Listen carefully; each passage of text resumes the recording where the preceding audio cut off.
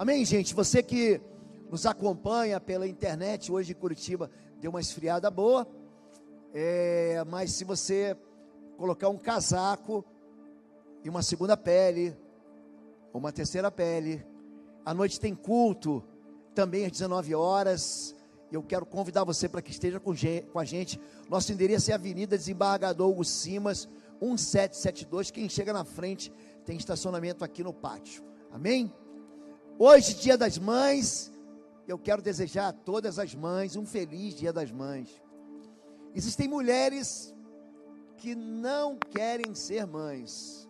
Não quero, pastor, eu tomei uma decisão de não ser mãe.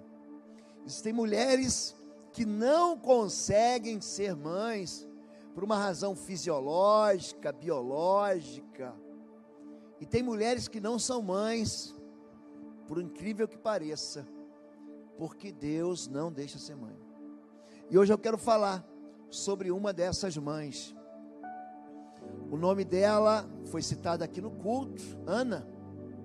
Ana quer dizer presente, ou graça. Ana quer dizer o favor de Deus. Por exemplo, Fabiana, ou Fabiano, quer dizer uma semente de presente. Pronto, você é uma semente de presente. A palavra Fábio quer dizer semente, Fabiola, pequena semente.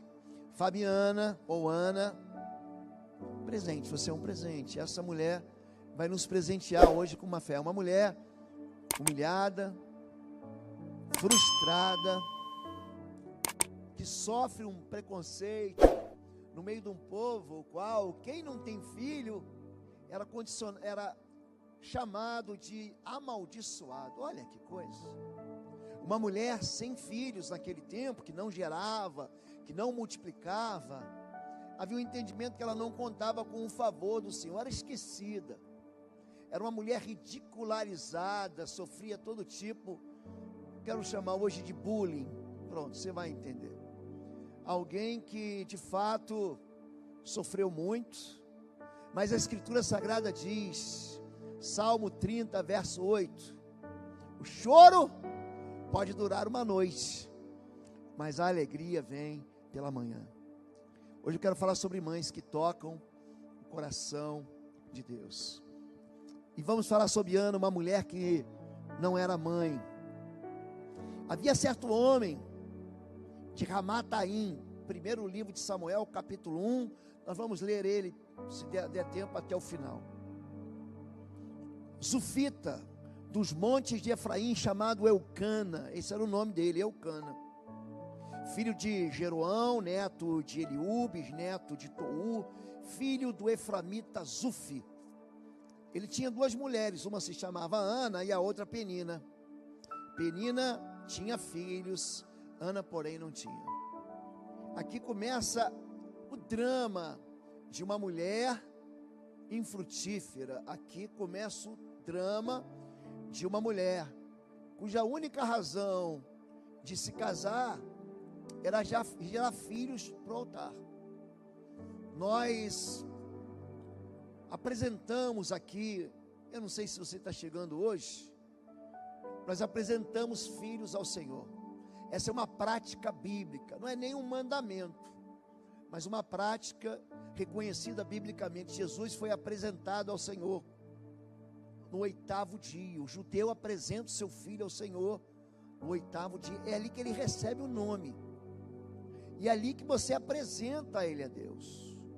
A pastora Fabíola estava falando aqui que a gente costuma apresentar os filhos a Deus e depois passa uma vida inteira sem apresentar Deus aos filhos. É isso que ela estava falando.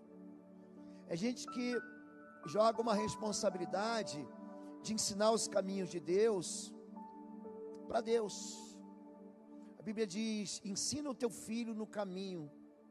O ensino é uma parte minha e sua, do pai e da mãe. Você não vai ensinar apenas o teu filho a guardar o mandamento, mas a viver o mandamento. Quando a gente vive uma vida com Deus, pais e mães, os nossos filhos aprendem com aquilo que a gente expressa, com aquilo que a gente vive. Não adianta você dizer para o teu filho orar se você não ora. Não Não adianta você falar para o teu filho buscar a Deus se você não busca a Deus. Nem dizer, menino, vai ler a Bíblia, se você nunca leu a Bíblia com ele e nunca o ensinou a buscar a voz do Senhor através da palavra de Deus. Eu fico vendo impressionado como o próprio povo de Deus deixa de buscar o conselho do Senhor. Pastor, o que eu vou fazer? Vê o que está escrito. Lâmpada para os meus pés e a tua palavra é luz para os meus caminhos. Se você conhece a Escritura, você não anda em trevas, você tem uma decisão segura, um caminho correto, um caminho de felicidade para seguir. Teu filho vai atrás de você, é o rastro que você deixa. Você é uma bússola ferida que aponta um caminho, você dá direção, você é que toma as flechas do Senhor e dá destino para os seus filhos. Os filhos são herança do Senhor, são flechas na mão do valente. Essa mulher, ela experimenta injustiça. Todos os anos, esse homem, Eucana, subia de sua cidade a Siló. Era a cidade onde ficava a arca do Senhor, onde Deus era adorado antes de ir para Jerusalém, antes dele ser estabelecido em Jerusalém. Ele ia para adorar e sacrificar ao Senhor dos exércitos. Lá, seus dois filhos, Rofini e Finéias, os dois filhos de Eli eram sacerdotes do Senhor. Eli tinha filhos. Pensa num homem que desprezou a palavra de Deus. Um sacerdote, ele deve ser exemplo para os fiéis. O pastor de uma igreja, um líder sacerdotal, ele não tem direito de errar. O apóstolo Paulo diz, antes de você consagrar alguém em ministério, você tem que ver se ele cumpre requisitos e critérios, que ele seja marido de uma só mulher, que ele seja hospitaleiro, amante da palavra, não dado ao vinho. Por quê? Porque esse homem vai fazer diferença, ou essa mulher, essa pastora, ou esse pastor, ele vai fazer o povo caminhar pelo certo e pelo errado. O sacerdote é aquele que nos ensina a separar o santo do profano, o correto do errado. E o sacerdote Eli cria filhos, e ele se casa com uma moça que lhe dá filhos, apesar de uma vida que desprezava o Senhor. A injustiça está em você ser fiel diante de Deus, ser correto diante de Deus, e você vê pessoas que simplesmente não têm temor do Senhor, e alcançam aquilo que querem, alcançam aquilo que você quer e você não pode ter. Muitas vezes a vida deixa a gente em um ambiente de injustiça, mas esse Eucana, ele ama sua esposa. 1 Samuel 1, 4 e 5, no dia em que Eucana oferecia sacrifícios, dava porções à sua mulher Penina e a todos os filhos dela, mas a Ana dava uma porção dupla, porque amava. Ana não tinha filhos, mas era amada. Penina era uma rival, era uma outra esposa. Naquele tempo podia, hoje não. Isso era uma cultura daquele tempo, hoje não. E Penina então era uma rival que a humilhava, a irritava. Então esse homem, marido de Ana, ele pegava aquele sacrifício, você comia o sacrifício naquele tempo. Você não só levava para o altar o cordeiro queimava, e depois ele era repartido. Aquela gordura subia, aquele cheiro para o Senhor. E depois eu já falei aqui que nós fazemos pactos, sacrifícios com comida. Jesus, ele parte o pão e diz: coma, esse é o meu corpo que é dado por vós. Eu sou o Cordeiro de Deus. Ele pega o vinho, o cálice que nós tomamos do suco da uva, do fruto da vide, ele fala: beba, esse é o meu sangue que é derramado por vós.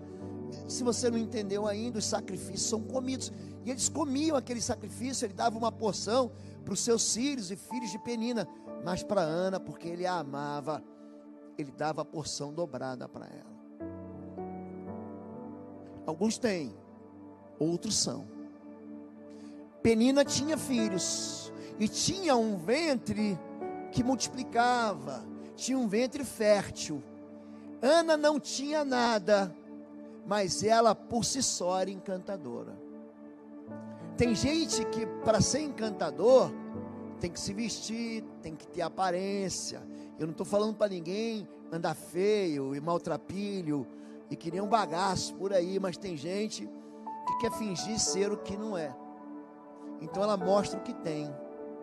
Tem um bom carro, tem uma boa casa, mas não tem vida com Deus, porque a amava mesmo que o Senhor a houvesse deixado estéril.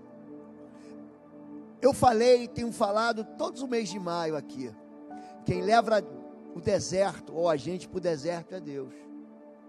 E às vezes a gente fica culpando até o diabo, mas Deus é quem deixou ela estéril. Há uma razão, e as mulheres estéreis na Bíblia são extraordinárias. A mãe de Sansão era estéril, e quando Sansão nasce, ele vem para ser libertador de Israel. Isabel, estéril, mãe de João Batista, primo de Jesus. Sara era estéril, mulher de Abraão, pai da fé, amigo de Deus, que dá a luz a Isaac, que se casa com Rebeca, estéril, mas que dá a luz a Israel. Jacó ou Israel é a mesma pessoa, que se casa com Raquel, que era estéril, mas depois de tanto tempo, Deus abre a madre, é assim que a Bíblia chama, Deus faz com que o ventre seco fertilize. Essa mulher, ela era, apesar de não ter, solitária e cheia de fé, pois 1 Coríntios 7,14, pastor, meu marido não é crente, minha esposa não é crente. 1 Coríntios 7 é um texto que o apóstolo Paulo faz para retirar dúvidas sobre casamento, sobre divórcio, sobre novo casamento, está tudo na Bíblia. Jesus ele fala sobre isso. É lícito dar carta de divórcio à sua mulher? Eles perguntam sobre divórcio e Jesus responde sobre casamento. Ele não fala sobre divórcio, ele fala: ouviste que foi dito, o homem deixará pai e mãe, unir-se à mulher, e serão uma só carne. O que, pois, Deus uniu, o homem não vai separar. Ele está dizendo, o casamento é de Deus, e o divórcio é um mecanismo humano, é uma instituição do ser humano, mas a ligação espiritual do casamento não é quebrada. E aqui o apóstolo Paulo está explicando, do capítulo 7, do verso 1 até o verso 41, ele fala sobre mulheres solteiras. Ele fala de mulheres que são casadas, mas continuam em casa como se viúvas fossem, como se solteiras fossem, esposas de maridos que não se posicionam como maridos, não exercem o sacerdócio masculino. E ele diz que a mulher, interessante, ela santifica o marido. Você repara que Ana não pede ajuda para o Cana, ora comigo, vamos buscar comigo em Deus uma solução para a minha humilhação, eu quero tanto ser mãe. Você não vê a Ana reclamando: Eucana, a tua outra esposa Penina está me maltratando, está me judiando, está me humilhando, está me desprezando, está me ridicularizando. Você não está vendo que eu estou chorando? Ela é uma mulher solitária e cheia de fé. A fé, ela brota também da solidão, e é Deus que diz não. Aprenda uma coisa: Deus tem dias que Ele diz não na vida da gente. Ele não é só Deus do sim, Ele é Deus que se move em fé, mas Ele diz para Moisés: Moisés, você não vai entrar na terra prometida, e não se fala mais nisso. Ele diz para Paulo: eu não vou tirar esse espinho da tua carne, não vou tirar, o meu poder se aperfeiçoa na sua fraqueza. Ele diz para Jesus, ele fala: Pai, ele grita, é um filho gritando para o Pai: se possível for, afasta de mim esse cálice. E Deus diz: não, porque todos pecaram, e se o cordeiro não for para a cruz, se o sacrifício não for feito, a gente não tem salvação. E porque o Senhor a tinha deixado estéril, ela era discriminada. A nossa noção ocidental da cultura não faz ideia do que é isso aqui. Eu li ontem ou anteontem no canal UOL sobre uma mãe arrependida de ser mãe. Gente, isso é diante da palavra de Deus, é uma blasfêmia. E ela criou um grupo de mães arrependidas que desprezam. É interessante que Deus, Ele é pai, Deus não é mãe. Deus não é mãe, Deus é pai, é filho e é Espírito Santo. Mas existem dois momentos na Bíblia em que Deus, Ele, para demonstrar o seu amor, o seu carinho, Ele mesmo se coloca como mãe.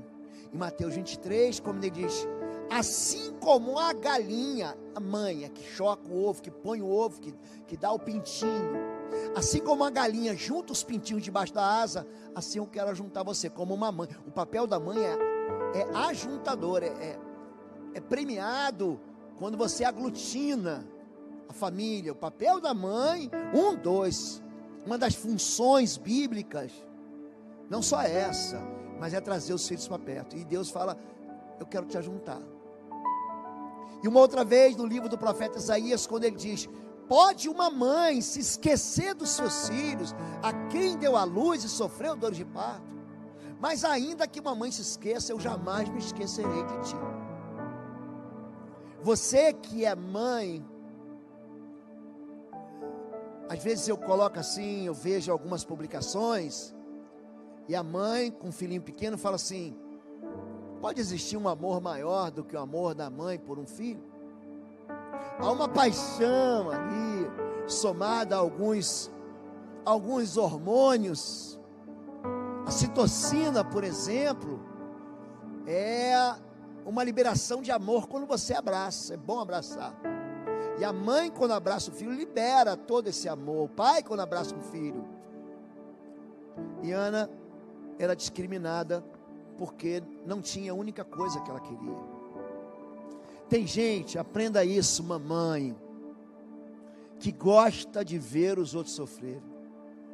Eles têm psicopatas, sociopatas, gente ruim por aí. Entre um casal que se ama, sempre tem alguém torcendo pela desgraça. Tem sempre alguém orando, fazendo um trabalho de feitiço para separar a mulher e o homem, torcendo para que tropece. Ele mesmo não conseguiu ser feliz, então ele diz, não, ninguém pode ser feliz, porque o Senhor a tinha deixado estéril. A sua rival provocava continuamente a fim de irritá-la. Sabe aquela pessoa que ela é incapaz de ser sensível à sua dor? Existem momentos que é melhor ficar calado. Quando o apóstolo Paulo escreve aos Romanos, no capítulo 12, ele diz, olha, chore com os que choram. A gente não tem o que falar, chora.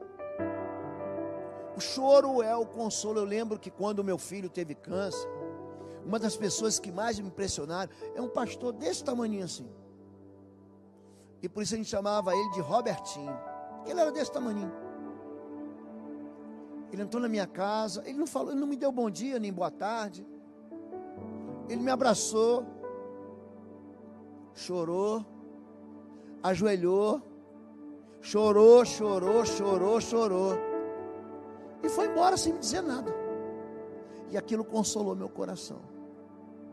Mas tem gente que vai ver a tua desgraça, vai ver o desvio do teu filho, vai ver a separação, um caminho torto, e vai rir de você. É gente que gosta de ver os outros sofrerem. Mas essa mulher é tão impressionante, essa mãe, Ana, essa mãe que não é mãe, essa mãe que sonha em ser mãe, que tem fé que vai ser mãe, ela não desconta os seus problemas nos outros, ela não reage, ela não murmura, ela não bate boca. O negócio dela é com Deus, porque o Senhor havia deixado estéril. Abençoe aqueles que os perseguem, abençoe e não os amaldiçoem. Façam todo o possível para viver em paz com todos. Amados, nunca procurem vingar-se, mas deixem com Deus a ira, pois está escrito: minha é a vingança, eu retribuirei, diz o Senhor. Pelo contrário, se o inimigo tiver fome dele de comer, se tiver sede dele de beber, fazendo isso, você amontará brasas vivas sobre a cabeça dele. Não se deixem vencer pelo mal, mas vença o mal com o bem. O ministério, ele coleciona inimigos, sabia? Coleciona. Gente invejosa, gente crítica. O ministério pastoral é interessante. Eu tinha um rival. Penso uma pessoa assim que me maltratou. Me maltratou. Ele fez fofocas, construiu calúnias. Eu orava por ele em voz audível. Quando a Bíblia diz abençoe que os amaldiçoa, eu ia para o meu quarto, falava: Deus, abençoa esse homem. A Bíblia não erra. Isso aqui não é só para ouvir falar. Eu falava o nome dele. Um dia eu mandei uma oferta para ele sem ele saber. Sem ele saber. Depois de algum tempo ele veio contar para mim. Ele falou assim: pastor, as suas mensagens me deixam sem saída. Eu falei: minha mensagem? Eu prego a Bíblia. Eu não prego minha mensagem, eu prego o que está escrito. Ele: pois é, pastor, o senhor fala de perdão e eu não consigo perdoar meu pai. Oi, gente, um rápido intervalo. Você que ainda não é membro, seja membro do canal para nos abençoar. Dá um like, compartilha. E se você quer crescer em libertação e batalha espiritual, vai lá na nossa loja www.institutoexodo.com. Os nossos livros estão lá, que vão fazer você crescer nessa área e se tornar um valente na batalha. Deus te abençoe. Um menino que hoje é um pastor, que foi severamente molestado pelo seu pai durante anos. E ele foge do pai, com ódio do pai. Um dia ele entra numa igreja evangélica, se converte, mas aquele ódio fica dentro dele. E ele faz o seminário e o ódio está dentro dele. Ele é ordenado pastor e o ódio está dentro dele. É por isso que tem gente que fere a igreja. Nossa, o pastor dá chicotada. Não precisa. O pastor não está aqui para dar chicotada em ninguém, para dar bronca. Já basta as broncas, os puxões de orelha que o mundo e a vida dão na gente. Eu tenho aqui que animar vocês, que desafiar vocês, que levar vocês para o lugar de Cristo. É isso. Mas um homem duro, ele falou: pastor, eu pensei em me matar 2 vezes. E naquele dia eu consegui orar com ele.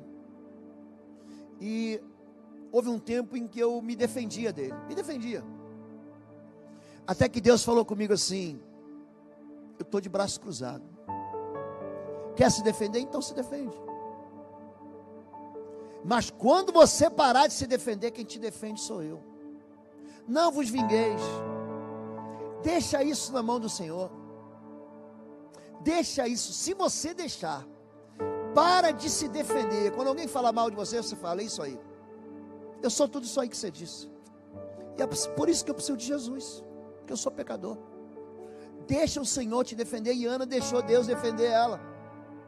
Ela não bate boca com Penina. Ela não bate boca com a rival. Ela não diz: não, você também é assim, mas o meu marido me ama mais do que você. Ela vai buscar o Senhor. Mas às vezes tudo não é o suficiente. Isso acontecia. Você pode repetir comigo? Ano após ano. Diga: ano após ano. Você está pensando que ela desistia? Ah, eu não vou na igreja, porque está aquele irmão lá, está aquela irmã lá. Eu não vou mais na célula, eu não me encontro mais. Gente, ela pensa numa mulher perseverante, apesar das dificuldades. Pensa numa mãe. Quero mandar um beijo para minha mãe. Mamãe, eu te amo. Dona Inês, está me assistindo agora. Mulher perseverante. Essa mulher ia ano após ano. Mamãe, Toda semana ela me buscava no colégio público, ali na Ilha do Governador. Eu estudei no colégio chamado Rotary, que deve ter sido construído pelo pessoal do Rotary Club. E nós andávamos 1, 2, 3, 4 ou 5 quadras, e ela me buscava, e no meio do caminho tinha uma igreja. Ela entrava, pegava a água benta, me ensinou a fazer o sinal da cruz e me ajoelhar diante do Senhor. Minha mãe falava assim: nós não podemos caminhar sem Deus. Minha mãe é que gerou o temor do Senhor no meu coração. Ela falava assim: esse meu filho vai ser padre. Olha que mãe profética. Ela quase acertou, mamãe, porque com 15 anos eu conheci Fabíola. Aí você sabe, me apaixonei por ela, pastor. Mas o temor do Senhor vem assim. Sempre que Ana subia à casa do Senhor, sua rival a provocava e ela chorava e não comia. Ela não saía no tapa, na discussão, no bate-boca, no disse-me-disse. Ela chorava. Eucana, seu marido, lhe perguntava: Ana, por que você está chorando? Não tem marido, que eu vou te falar uma coisa, hein? É muito insensível. Por que não come? Por que está triste? A ausência da comida, o jejum, é naturalmente um sinal de tristeza. Será que eu não sou melhor para você do que 10 filhos? Não, não é. Não é. Tá bom, marido? Você não é melhor do que 10, entendeu? Deixa de se achar. A sua mulher quer algo que, apesar de você dar tudo, não é tudo que ela quer. Há uma linguagem diferente que você não está percebendo. Só que a tristeza dela não é desculpa para ela não servir a Deus. Ela continua buscando a Deus, ano após ano. Tem gente que qualquer probleminha, passou um mês, Deus não respondeu, vou desviar. Gente, aprende com Ana. Ano após ano. Ela está dizendo aqui, a palavra de Deus está contando para a gente sobre uma mulher que não desiste, ela enxerga por uma perspectiva diferente da gente. Ela faz uma oração muito infeliz. Sabe a oração aleluiada da pastora Fabíola, do pastor Marcos, sabe? Aquela oração cheia de fogo, cheia de fé. Ela faz a oração das lágrimas, a oração da tristeza. Certa vez, quando terminou de comer e beber em Siló, estando o sacerdote ali sentado numa cadeira, junto à entrada do santuário do Senhor, Ana se levantou e com a alma amargurada, chorou muito e orou ao Senhor. A oração com choro chega no trono, chega. Davi, no Salmo 51, ele diz: um coração quebrantado e contrito, tu não rejeitarás. A oração com lágrimas, com os olhos molhados, é uma oração que Deus não rejeita. Eu vou repetir: um coração quebrantado e contrito, amassado, oprimido, humilhado, Deus não rejeita. E então, 1 Samuel 11, fez um voto dizendo: ó Senhor dos Exércitos, se tu deres atenção à humilhação de tua serva, te lembrares de mim e não te esqueceres de mim. Ela estava achando que tinha sido esquecida por Deus. Tem gente que acha que Deus esqueceu ela. Mas lhe deres um filho, então dedicarei ao Senhor por todos os dias da sua vida, e o seu cabelo, a sua barba nunca serão cortados. Eu estou vendo aqui criancinhas, algumas, meu neto, por exemplo, ainda está sendo desmamado. Mas eu estou olhando aqui Betina. Você já imaginou, Bruna? Você hoje deixar a Betina aqui e falar: pastor, a partir de hoje ela vai servir na IBBR. Eu vou para casa e ela nunca mais vai para casa. Por isso que ele diz: eu dedicarei ao Senhor por todos os dias de sua vida. Betina não vai ter direito a fazer faculdade, nem segundo grau. Betina não vai ter direito a dia das crianças, a Páscoa com a família, a ceia de Natal. Você já imaginou isso? Você imaginou, você que tem filho, filha, fazer o que essa mulher fez? Mamães que estão com os filhinhos no colo, se o Senhor me der, eu te dou. Sabe por quê? Essa mulher vai devolver a herança. Os filhos são herança do Senhor. São herança. Quando teu filho sai para a missão, quando teu filho diz, pai, eu vou, não sei se eu volto, e você não retém, quando você entrega a Deus, ela tem uma alegria de fazer parte do reino de Deus. Não, eu não vou cuidar, eu não vou ser, o Senhor, Ele vai servir ao Senhor, mas eu quero que meus filhos façam parte. E aí o silêncio dela é um clamor, é um grito. Enquanto ela continuava a orar diante do Senhor, Eli observava a sua boca. Ela não estava orando a ponto da gente não saber que ela orava, porque ela falou, se tu deres ouvidos à humilhação da tua serva, e me deres um filho. Como Ana orava silenciosamente, baixinho, seus lábios se mexiam, mas não se ouvia a sua voz. Então Eli pensou que estivesse embriagada, bebeu demais. Ele disse, até quando você continuará embriagada? Abandone o vinho. Olha, tem gente que não vai entender a tua fé, tem gente que não vai entender o mover de Deus, tem gente que vai falar para você, desiste, isso é loucura, você está louca, por que você vai continuar orando por um filho? Gente, existem mães que não geram filhos, existem mães que não querem filhos, mas existe sim uma autoridade sacerdotal, existe uma autoridade, existe um poder na oração de uma mãe, no poder de uma mãe que ora a Deus, que traz Deus para a sua vida. Pega a vida de Joquebede, esposa de Arão, pai de Moisés. Eles esconderam o seu filho e dedicaram o seu filho ao Senhor. Você está pensando que Deus se esqueceu da oração de Joquebede, quando ela coloca aquele menino num cesto com betume, aquele bebê, ele vai para as mãos da filha de Faraó. Aí você fala, acabou. Ela dedica ao Senhor Moisés. A palavra Moisés no egípcio é aquele que foi retirado da água. É o nome dele, Moshe. 80 anos depois, 80, ele fica 40 dias no Egito, no palácio do Faraó. Ele fica 40 dias em Midian, cuidando dos rebanhos de Jetro. Deus aparece para ele em Horebe, no meio da sarça, no meio daqueles galhos queimando, que não queimavam, e diz, Moisés. Você está pensando que Moisés foi perdido de vista por Deus?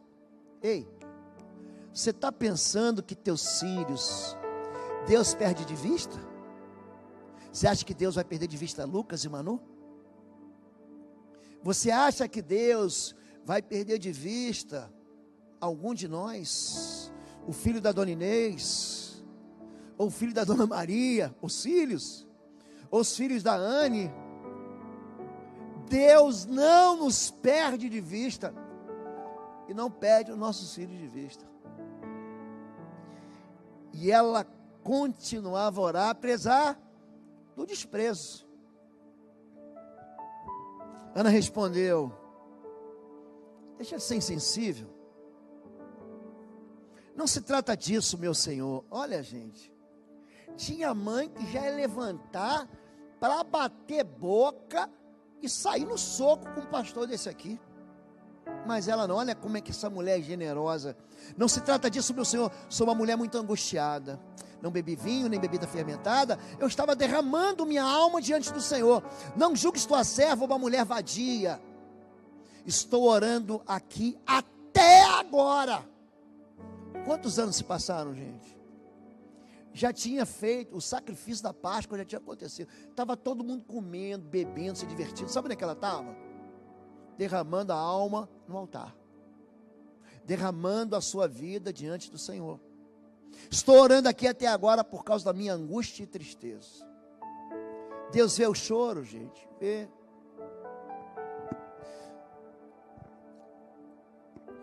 Vivendo debaixo da autoridade espiritual. Então, lhe respondeu Eli: vai-te em paz. O Deus de Israel te conceda a petição que lhe fizeste. E disse ela: acha a tua serva a graça diante de ti. Assim a mulher se foi, seu caminho e comeu, e seu semblante já não era triste. Há uma autoridade espiritual. Eu sempre digo que a gente deve ter cobertura, armadura e patente espiritual. Enquanto a mão do pastor estiver sobre sua cabeça, há uma proteção espiritual. Gente que fica sem igreja é gente que sofre todo tipo de ataque. Igrejas são pessoas. Igreja não tem gente perfeita aqui, tá? Aqui todo mundo é pecador. Aqui todo mundo tropeça, erra, atropela. Aqui a gente se espeta. Aqui a gente se machuca e se perdoa. E dá as mãos de novo e começa de novo.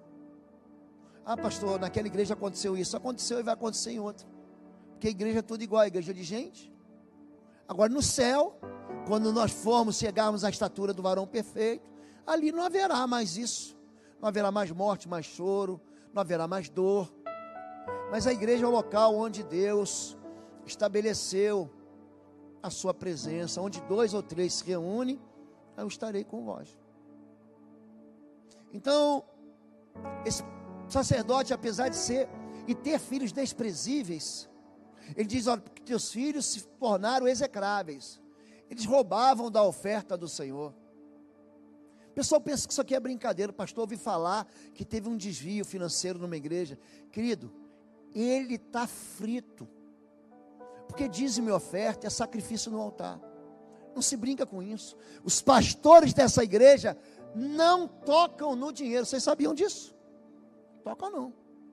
Quem define salário de pastor aqui, sabe quem é? É a própria igreja. Está pensando, não, vou pegar o dinheiro e fazer isso. Existe um estatuto, tem uma comissão, tem o CAF, Administração e Finanças. Cada centavo presta contas. Tem tesouraria, tem administração. Os filhos de Eli achavam que Deus não ia ver, ninguém ia ver. E Deus falou assim: ó, por que os teus filhos se tornaram execráveis?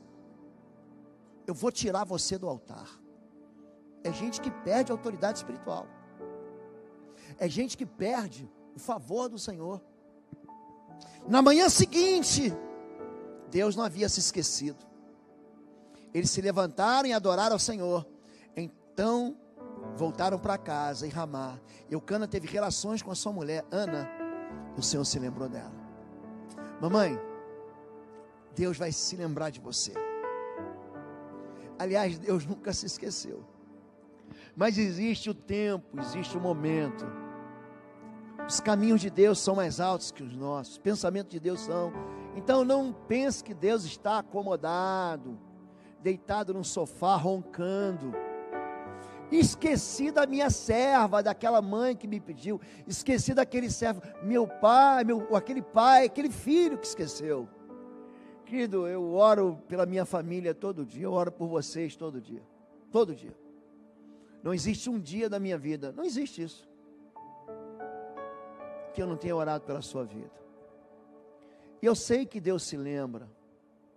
Eu sei que um dia você vai dizer como Ana: a minha alegria foi embora. Ela entrega para o Senhor o que ela tem de melhor. Ela cumpre o voto. Se você ler o verso 24, a gente não tem mais tempo, você vai ver, ela então devolveu ao Senhor aquilo que o Senhor lhe dera. Pega o teu filho e coloca no altar de Deus. Pega a tua frustração, coloca no altar de Deus. Pega a tua angústia, coloca no altar de Deus. Pega a sua tristeza, coloca no altar de Deus. Pega a tua esperança, coloca no altar de Deus. Você serve a um Deus que faz promessas. Se você não crê nas promessas de Deus, o que você está fazendo aqui? Por que você crê num Deus que você acha que não vai fazer? O que a gente está fazendo aqui, gente? O nosso Deus é um Deus que responde, que reage com poder. Amém? Vamos ficar em pé. O choro pode durar uma noite, mas a alegria vem pela manhã. Se você está com a sua mamãe aqui, eu queria tanto estar com a minha mamãe aqui. Se você está com a sua mamãe aqui, e isso não for um impedimento da saúde, se não houver uma restrição da saúde, então você mora junto com a sua mãe, a não ser que você vá passar para ela, abraça a sua mãe agora. Você pode abraçar? Isso. Pode chegar perto o papai também, tá bom? Eu queria que você fizesse algo diferente agora. Eu queria que você olhasse nos olhos da sua mãe. Você pode olhar, você que é filho? Pode olhar? Diz assim, mãe. Pode dizer, mãe. Não, nos olhos. Esse negócio de falar de ladinho. Tem gente que vira de olho nos olhos da mamãe. Olha aí nos olhos da mamãe. Você pode dizer assim, mãe, me perdoa. Pode dizer isso? Me perdoa, mãe. Eu te amo. Diz, eu te amo. Na verdade, Deus deu o presente para a gente, que é a mãe. Você pode dizer que ama a sua mãe? Pode? Vamos orar. Agora, mamãe, eu sei que tem mãe aqui que tem 4 filhos. Então vou pedir para você ajudar. Bota a mão na cabeça do seu filho agora, mamãe. Pode colocar. Vira de frente para ele. Pode virar. Não tem problema, vira de costas para mim. O seu filho não está aqui, bota assim a mão na sua barriguinha. Ele saiu do ventre. Então bota a mão. Pastor, não tem um filho, então ora pelo filho que Deus vai te dar. Bota a mão no seu ventre. Diga assim, em nome de Jesus de Nazaré. Eu abençoo a tua vida, meu filho. E eu consagro a tua alma e tudo que você tem ao Senhor. Eu te coloco no altar de Deus. E eu devolvo a tua história ao Senhor.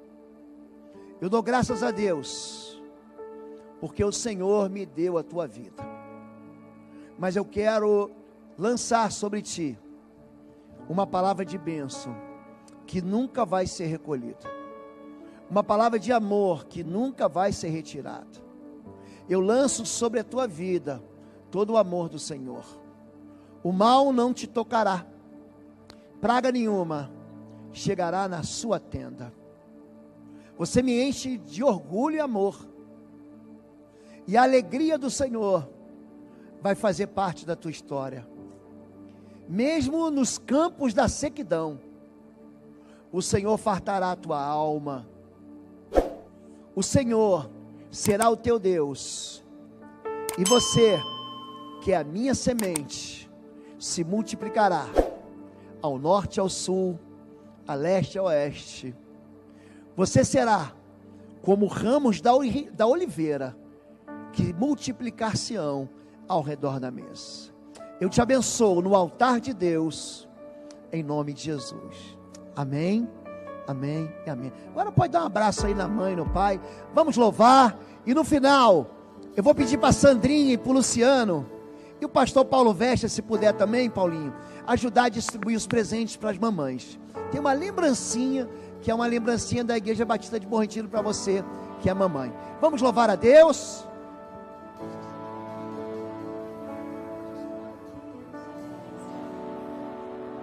Então eu vou dar a bênção. Que o amor de Deus, nosso Pai, a graça do nosso Senhor e Salvador Jesus Cristo e as consolações do Espírito Santo seja sobre a sua vida. Amém? Feliz Dia das Mães. Se a tua mãe está aqui, manda um zap para ela, liga para ela e diz que você ama ela. Deus abençoe. Vamos louvar ao Senhor e vamos nos despedir.